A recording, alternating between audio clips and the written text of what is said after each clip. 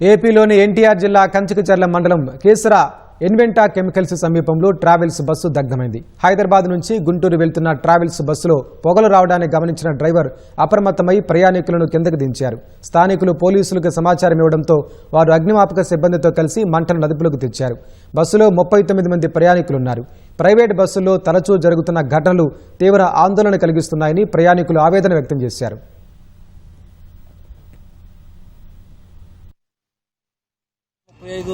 Fire call వచ్చింది. ఇక్కడ పేర్కల్పాడు bus stop దగ్గరలో అగ్ని ప్రమాదం జరుగుతుందని ఫోన్ చేశారు.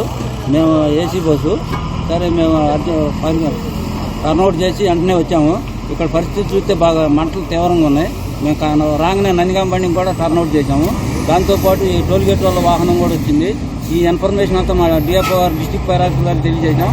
ఆయన డైరెక్షన్లో మేము ఫోమ్ టిన్లు ఒక 4 ఉపయోగించి మొత్తం స్పాంజ్ ఘాటాన ఫోమ్ టిన్లు ఉపయోగించి ఫోమ్ వల్ల త్వరగా ఆరిపోయింది. లేకపోతే ఇంకా టైర్లు ఇవి కూడా పోయాయి. బస్సు చాలా సేఫ్ అయింది.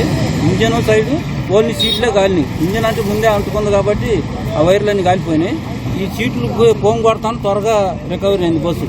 హైదరాబాద్ టు గుంటూరు బస్సు వెళ్తుందండి. ఇది 5:30 ఆ టైంలో స్మోక్ ఎక్కువ రావడం వల్ల లెఫ్ట్ తీసి మళ్ళీ తీసుకునే ఫైర్ అయింది.